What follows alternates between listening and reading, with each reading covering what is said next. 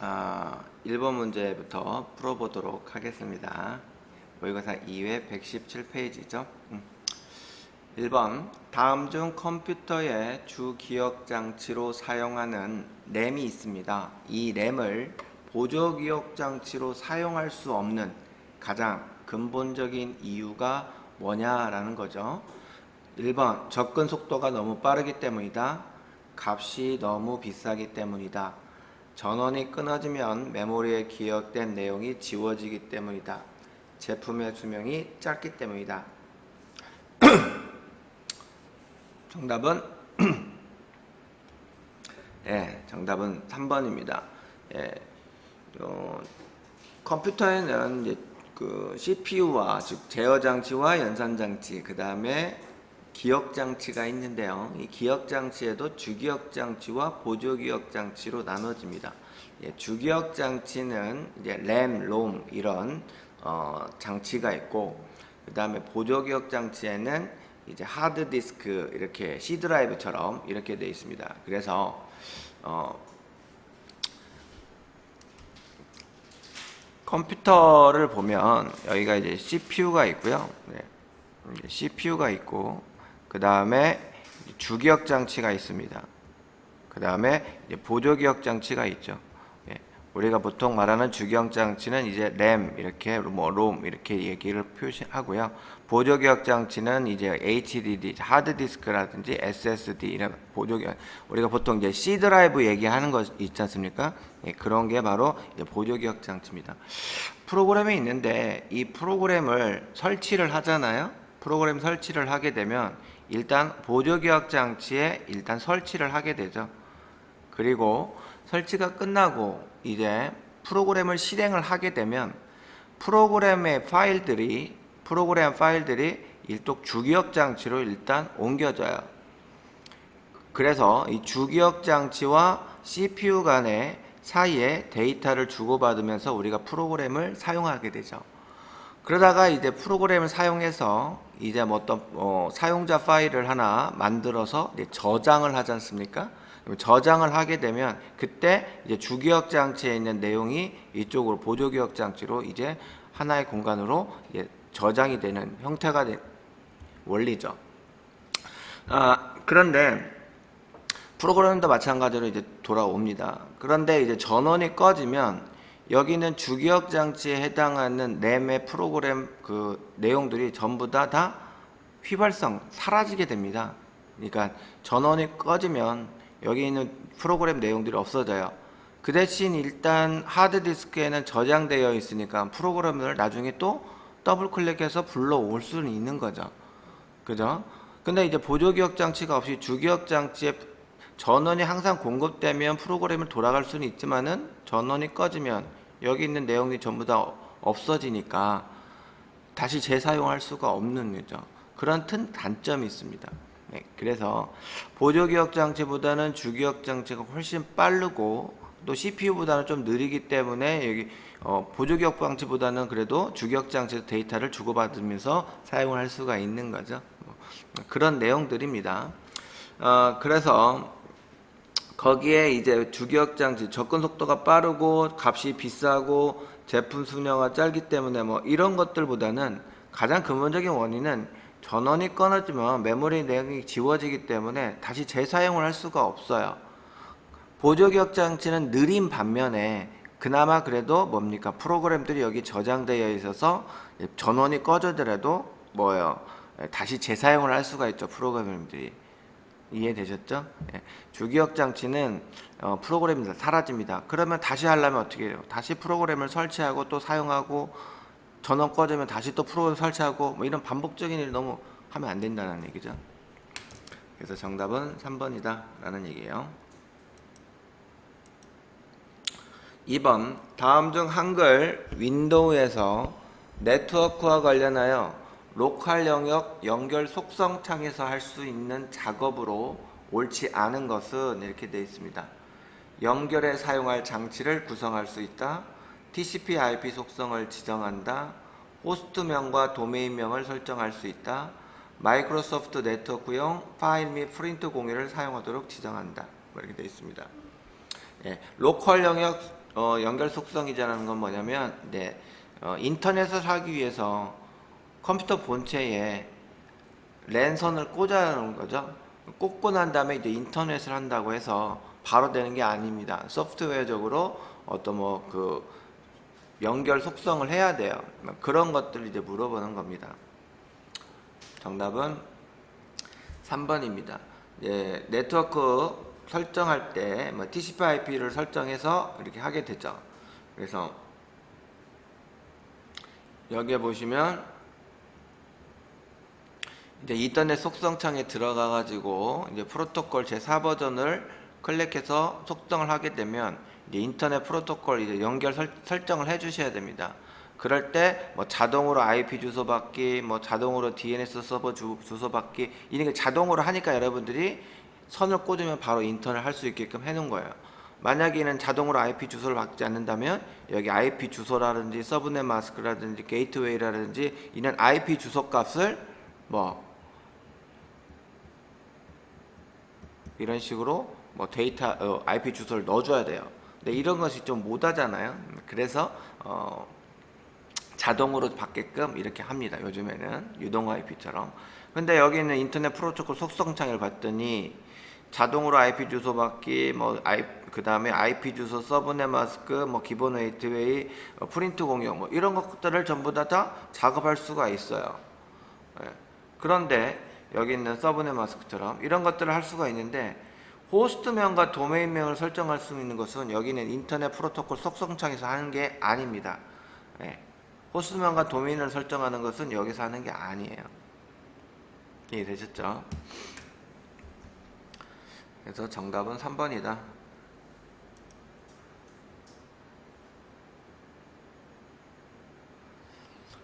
3번 컴퓨터에서 사용하는 아스키 코드에 관한 설명으로 옳지 않은 것은 이렇게 됐어요. 7비트로 구성되어 있으나 실제 사용은 페리트 비트, 체크 비트를 소형하여 8비트로 사용한다. 데이터 통신을 고려한 코드이다. 128비트 문자를 표현할 수 있다. 한글 문자표를 고려하여 구성된 코드이다. 정답은 4번입니다. 컴퓨터에서 사용되는 아스키 코드라는 게 있습니다. 이게 뭐냐면 이제 포인트 26번 코드인데요. 문자 데이터 표현하는 방식에 따라 이제 어떤 코드 방식으로 컴퓨터를 운영하느냐 이거예요. 우리가 이제 키보드 상으로 A를 치죠. 그죠? 키보드에 A를 치면 입력 장치인 이 키보드가 디지털 신호로 바꿔줘야 돼요. 0, 1, 0 이런 식으로 바꿔줘야 돼요. 이 방식을 어떤 식으로 어떤 룰을 따라서 하느냐에 따라 컴퓨터들이 다 다르다라는 얘기입니다. BCD 코드 방식으로 데이터를 보내냐 아니면 아스키 코드 방식으로 데이터를 보내냐 이런 차이예요. 그때 이제 아스키 코드는 7비트로 운영되는 코드 방식입니다. 그래서 여기 있는 100, 100 그 다음에 여기는 A, 그러니까 0001 이런 식으로. 그래서 A를 입력을 하게 되면 키보드가 이런 식으로 디지털 코드로 변환해서 컴퓨터 본체에다가 넣어준다는 얘기죠. B를 입력을 하게 되면 100, 00, 10 이런 식으로 데이터를 주고받는다는 얘기죠. 그렇게 해서 약속을 해서 데이터를 하고 또 데이터 통신할 때 내가 이렇게 A를 치면 100, 001로 데이터를 보내고 그쪽에서도 받을 때 그렇게 받아야 되겠죠. 만약에 디지털 신호가 잘못 받으면 나는 A를 쳤는데 그쪽에서는 B로 받는다다가 그렇게 하면 이제 오류가 나겠죠. 그죠? 말이 안 맞고. 그래서 이런 것들이 이제 데이터 문자 표현 방식이다라는 거예요. 그 중에 하나가 이제 아스키 코드라는 겁니다. 거기에 이제 7비트로 운영이 되고 그러면 2의 7승이죠. 그죠? 2의 7승이면 2 곱하기 2 곱하기 2 곱하기 2 곱하기 2 곱하기 하나 둘 셋 넷 다섯 곱하기 2 이렇게 하면 128가지의 문자를 표현할 수가 있다라는 얘기입니다. 128개의 문자를 표현할 수 있다라는 것은 A, B, C, D 그러면 Z까지 하면 26개죠. 그 다음에 0, 1, 2, 3, 4, 5 숫자 10개죠.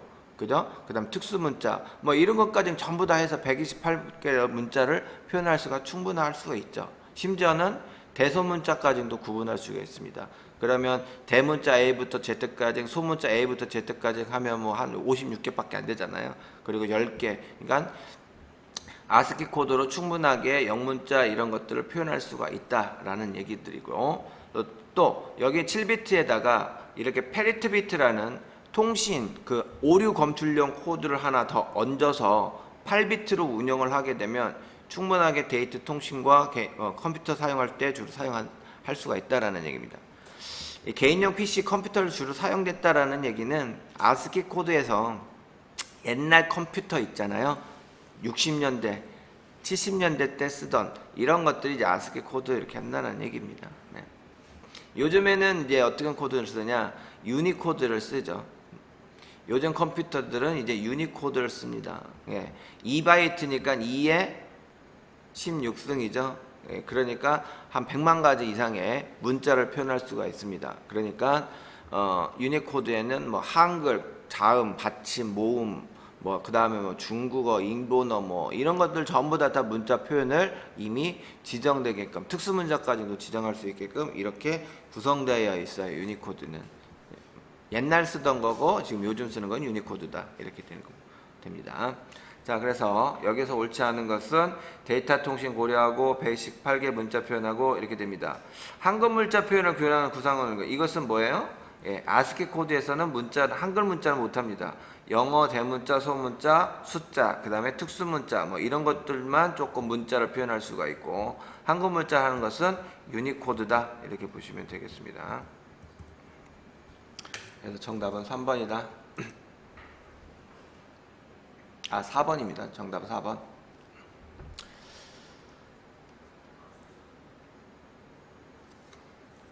한글 윈도우 백업 작업에 관한 설명으로 틀린 것은 원래 파일이 손상되거나 손실되어 백업 사본을 사용하여 파일을 복원할 수 있다.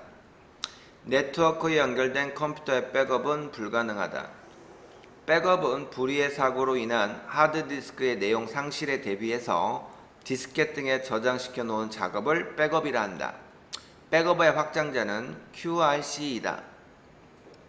정답은 3번입니다. 백업이라는 것은 사용자의 실수나 컴퓨터 오류 또는 바이러스 또는 정전 등에 의해서 원본이 손상되면 안 되겠죠. 그래서 미리 백업 받는 거죠. 원본을 미리 복사해 놓는 거, 이걸 이제 백업이라고 합니다. 이 백업에는 여러분들 개인용 PC를 백업 기능을 이용해서 뭐 하드디스크에 다른 쪽으로 옮긴다든가 뭐 USB에 메모리에다 넣어둔다든가 뭐 이런 것들을 이제 백업하게 되죠. 근데 이제 이게 주로 뭐 저장 장치에 직접 할 수도 있겠지만은 네트워크에 연결된 또 다른 컴퓨터 쪽에 내가 이 현재 앞에 있는 컴퓨터에 있는 내용들을 백업해 놓을 수도 있다라는 거죠. 불가능하지는 않습니다. 정답은 그래서 2번이다 라는 겁니다. 5번 다음 중 정보통신에 대한 네트워크 장비인 라우터에 관한 설명으로 옳은 것은 이렇게 되어 있습니다. 정보를 가장 적절한 통신 통로를 이용하여 다른 통신망으로 전송하는 장치가 라우터이다. 2번 입출력을 담당하여 CPU의 부담을 덜어주는 장치가 라우터이다. 여러 대의 컴퓨터를 연결하는 장치로 더미 허브와 달리 노드가 늘어나는 속도에는 변함이 없다. 서로 독립적으로 동작하면서 같은 프로토콜을 사용하는 두 랜을 연결하는 네트워크 장비가 라우터이다. 정답은 뭐일까요? 이거는 1회 때 네트워크 접속 장치에서 한번 풀었던 문제입니다. 정답은 1번이죠. 라우터가 서로 다른 네트워크망에 데이터를 전송할 때 최적의 통신 선로를 설정해서 원활하게 데이터를 주고받을 수 있도록 하는 장비가 바로 라우터 이렇게 얘기합니다. 그래서 포인트 54번에 라우터와 뭐 게이트웨이, 뭐 리피터, 브릿지 뭐 이런 것들을 이제 보시면 되겠고요. 그 다음에 2번 같은 거 있습니다. 입출력을 담당하여 CPU의 부담을 덜어주는 장비. 이런 게 뭐냐면 CPU의 속도는 굉장히 빠르죠. 그리고 여러분이 입력하는 속도는 1초에 뭐 메타 뭐 이렇게 하잖아요. 뭐 그죠? 1초에 한 두세 타 치나요? 속도 차가 너무 많이 나요. 근데 내가 입력하는 동안에는 컴퓨터가 놀면 안 되겠죠. 그렇죠? 그래서 그 속도 차를 보완하기 위해서 입력 장치 옆에는 채널이라는 장치가 있어요. 채널이라는 장치. 이 채널이라는 장치가 CPU와 사람 간의 즉 입출력 장치죠. 이제 입력 장치와 모니터인 출력 장치, 여기에 따르는 그 속도 차를 조금 보완해 주는 장비가 바로 이제 채널이다, 이렇게 얘기를 합니다. 그래서 2번 같은 내용은 이제 채널을 의미하는 거고요. 그 다음에 여러 대 컴퓨터를 연결하는 거, 우리가 인터넷 하려면 여기도 지금 랜선으로 다 연결되어 있잖아요. 그거를 이제 직접 이게 연결해서 한 곳을 모아놓는, 랜선을 모아놓는 장치, 이게 바로 허브입니다. 예, 허브에 연결되어 있어요. 여러분들 집에 컴퓨터에도, 집에 인터넷 한다면 기사가 와가지고 하나 장비 하나 주죠. 예, 그게 이제 모뎀이라고 보통 표현을 하고, 뭐 그 다음에 허브라고도 표현을 합니다. 그러면 그걸 연결을 하면 이제 여러 대가 컴퓨터를 집에서도 사용할 수가 있죠. 거기에 뭐 직접 TV에도 연결을 할 수 있고, 그 다음에 컴퓨터 본체에다 연결을 하나 해주고, 그 다음에 또 뭡니까? 공유기, IP 공유기 해가지고 이제 와이파이도 해야 되잖아요. 예, 그런 거를 연결해서 이게 모아놓는 이걸 보통 허브라 이렇게 얘기합니다. 허브에서도 더미 허브와 그 다음에 스위칭 허브 이렇게 나눠지는데, 더미 허브는 옛날 거입니다. 뭐 예를 들면 선을 연결해 주는 게 4개 있어요. 그러면 4포트라고 얘기하는데, 그 4포트 허브가 더미 허브다라고 하면 최고 속도를 발휘할 수 있는 속도가 최대 뭐 100mbps라고 가정을 한다면 4개의 포트를 100mbps로 나눠줘요. 그럼 나누기 4면 한 25mbps 정도로 이렇게 속도를 이제 보낼 수가 있겠죠. 그렇죠? 그래서 3대를 꽂든 2대를 꽂든 항상 25mbps로 일단 데이터 통신을 합니다. 그렇지만은 이제 스위칭 허브는 이걸 가변적이에요. 속도를 가변적으로 합니다. 그래서 하나를 꽂으면 100mbps로 전송을 보낼 수 있고, 2개라면 50m, 3개면 한 75m로 이렇게 나눠서 이렇게 쓸 수가 있는 거죠. 그래서 아무래도 더미 허브보다는 스위칭 허브가 좋다라는 얘기예요. 그럴 때 쓰는 것이 이제 스위칭 허브 이렇게 되는 거고, 그 다음에 이제 4번, 서로 독립적으로 동작하면서 같은 프로토콜 사용하는 두 랜 간을 연결하는 거, 이것을 이제 브릿지, 랜과 랜망을 연결해 주는 거. 그래서 보통 이제 그 원거리에 있는 통신망이 아니라, 예, 그 군에 있는, 뭐 예를 들어서 대학교에 보면 뭐 인문관하고 뭐 이학관하고 이 건물들 2개가 있죠. 거기에 따르는 네트워크 랜망이 있겠죠. 그러면 그건 좀 가깝잖아요. 그래서 그 대학 안에서 이 건물과 건물 사이를 연결해주는, 이때 보통 이제 브릿지를 많이 장비를 이용해서 연결을 한다, 이렇게 보시면 되겠습니다. 정답은 1번.